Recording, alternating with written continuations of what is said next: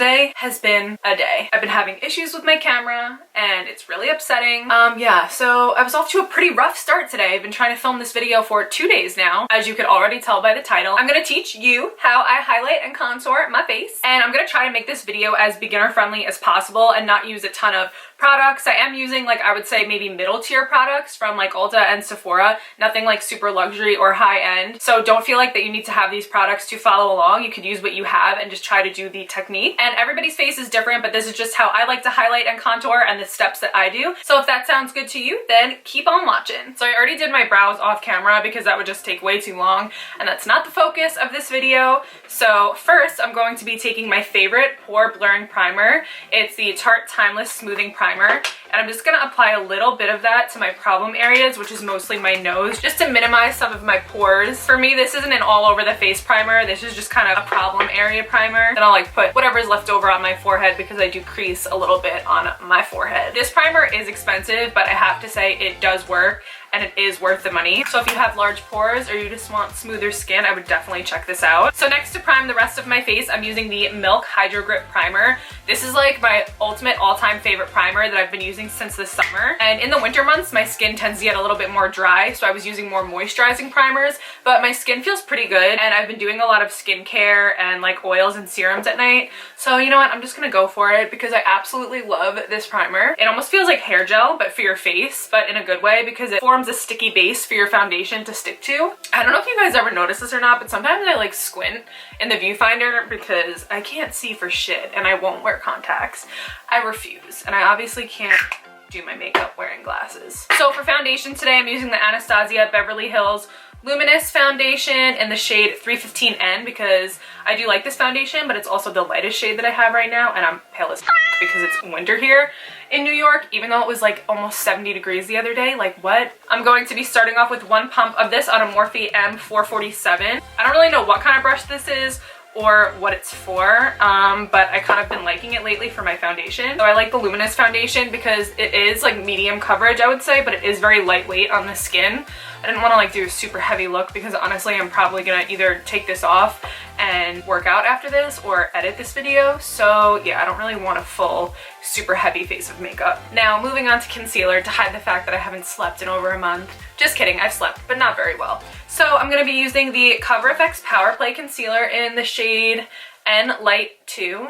Yeah, because you guys can see this, what I'm doing this. I'm using the Cover FX Concealer in the shade N Light 2. And basically what I like to do is I start in the inner corner of my eye and I just draw like a little U shape. And then I'll draw some lines down my nose. And then once I get to the very tip of my nostril, I'll kind of make a triangle. And that's kind of how I like use a guide for my concealer. So again, I'm gonna draw a little U shape, drag it down the nose, and then connect. And that's for underneath my eyes. And then I start in the middle of my eyebrows and I kind of just draw lines on my forehead. You don't want to draw them all the way to your hairline because we're going to contour there. So you kind of just want to bring the light right to the very center of your forehead, almost like an upside down triangle in between your eyebrows. And then I just do a little on the Cupid's bow, and then I just like draw a little X on my chin because I don't want to go too crazy. I'm using this Cover FX liquid foundation brush. It's like a really tiny kabuki brush. I don't know why, I've been liking it to blend out my concealer. Using tapping motions to really press it into my skin. And then once I feel like it's starting to blend out a little bit, then I'll start to just drag it just so there's no harsh lines.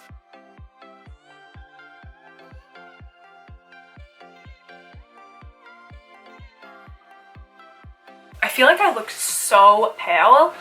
Oh my god, am I really this pale and I'm actually matching my foundation, or did I go a little bit too light? I don't know. It's fine, we could just like bronze it up. Don't worry, we'll be fine. Exciting, a new product that I have to try today that's not really like new to the market, but it's new to me because I've never used it before, is the Jeffree Star Setting Powder. I really wanted to get the shade Banana, but they didn't have it, so I just got the good old translucent setting powder, and apparently it smells really good, like cotton candy, so I can't wait to smell it. This is what the carton looks like. Nice sturdy container. It has like this little close and open dial. Oh my god, I wish you could smell it.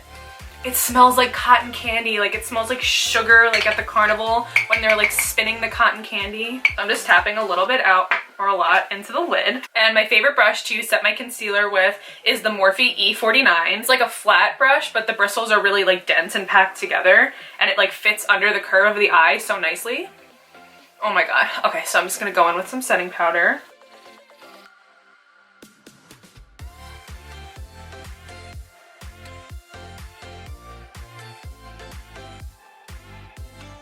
And I don't really bake that much. The only place that I really bake is on my nose because that's where I get the most oily. So I kind of just like pat it on everywhere that I put my concealer, but then I'll just pack a little bit extra on my nose and I'll leave it there for like 5 minutes.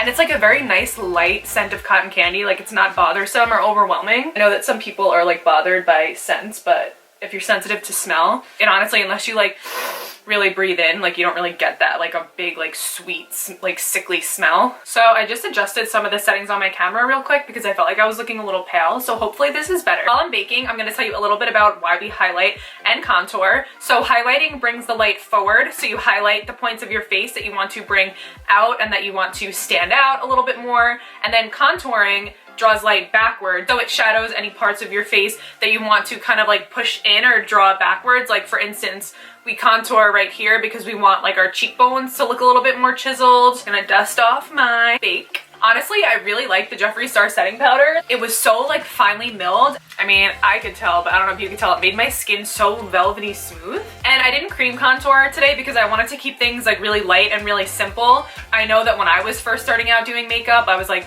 oh my god, I have to like contour and cream contour and then do all this powder and stuff like that. So I just wanted to keep it really basic and really simple. So the next step that I usually do after I concealer and set my face and everything like that is contour or bronze. So I'm using the Physicians Formula Butter Bronzer in the shade Deep. It's the most amazing drugstore bronzer that I've ever used. It smells so good. And this is, like I said, one of the lighter bronzers that I have because I'm a little bit pale right now. So generally the rule of thumb when you're contouring is you want to contour your cheeks from the corner of your lip to the tip of your ear, and you always want to go in upward motions. You never want to drag down. You always want to kind of like lift and flick upwards, otherwise your face is going to look kind of like droopy. Some people do have really pronounced cheekbones, so if you do kind of have like a natural like contour in your face, then definitely follow that. But generally the rule of thumb is from the corner of your mouth to the tip of your ear.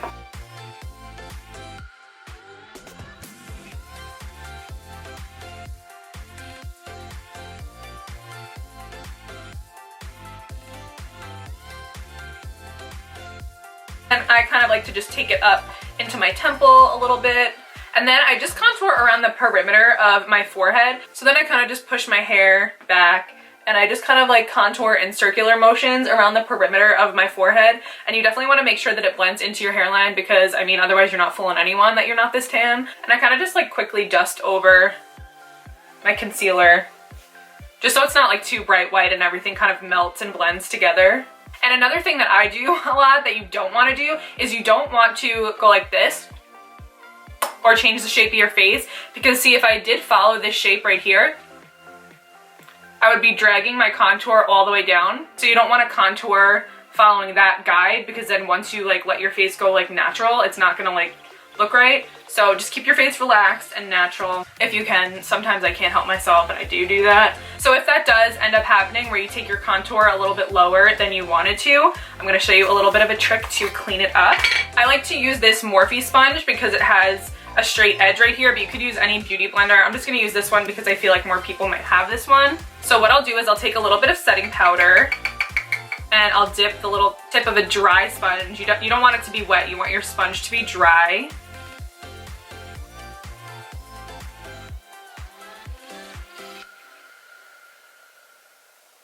I'll just draw a line from my ear to the corner of my mouth, right underneath that contour, and then you just let that bake for a second, and it's almost like a magic eraser. Like the powder kind of just like grips onto the makeup, and then once you wipe it away, it disappears. So while that's doing its magic, I'm going to contour the other side of my face. And then I like to contour right underneath my neck just to make my jaw look a little bit more chiseled. So right underneath my jaw, not here, here. I'm just dusting a little bit of bronzer because, you know, after the holidays, my face is looking a little round and I want it to be a little bit more chiseled out. But I'm working on it and it's all good. Then I'll just set my neck a little bit with some of the extra bronzer that's left on the brush. And to me, this side looks okay, but you know, just for the sake of the video and to make everything match, I'm gonna do the same thing on this side.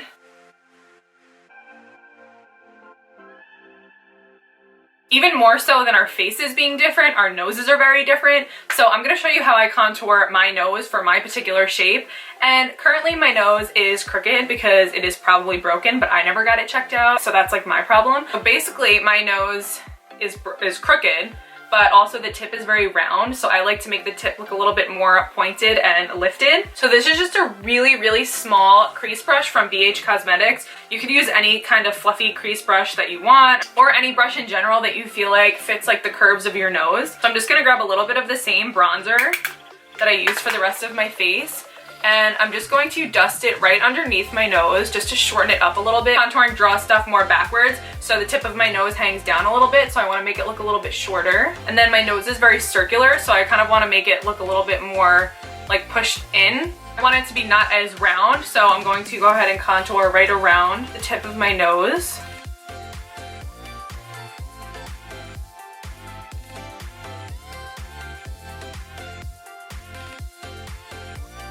And then to make my lips look a little bit more pouty, I'll just go ahead and dust right underneath my lip, just to create a little bit of a shadow to give my lips more of like a little bit of a fuller, poutier look. And I'm not going to take the nose contour all the way up because my nose is thinner up here and rounder down here, so I just kind of wanted to make the tip a little bit thinner and shorter just to kind of like match the rest of my nose. So that's kind of all I do for my nose contour. I know people go a little bit more in, but I could get nose surgery to get it fixed, but I'm too scared, and like I said, that's my problem right now. So that is all for my nose contour. Okay, so now I'm just gonna dust away, and now you can see there's more of a defined line.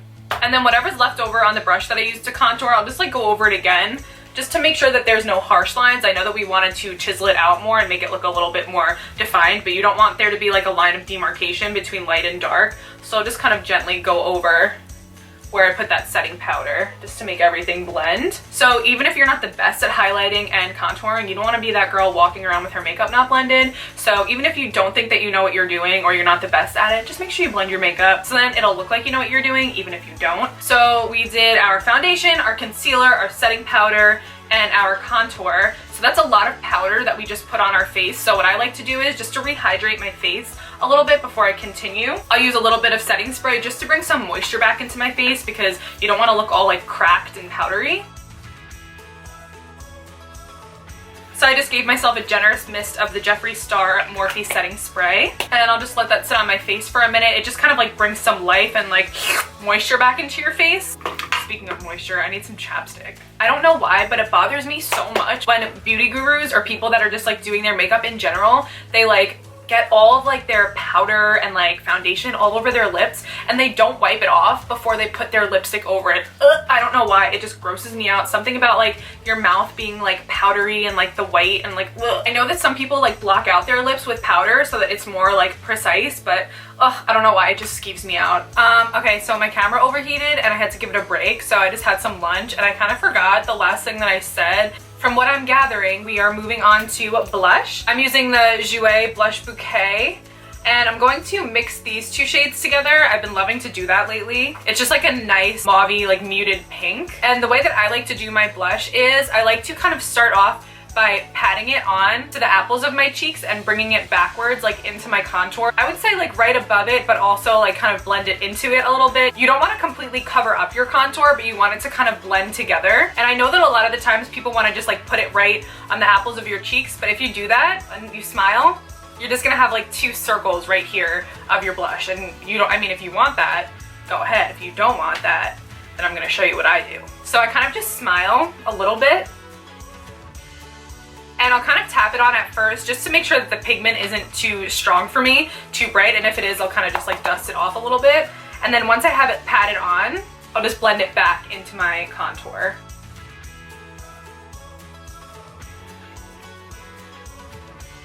And remember, always blend up.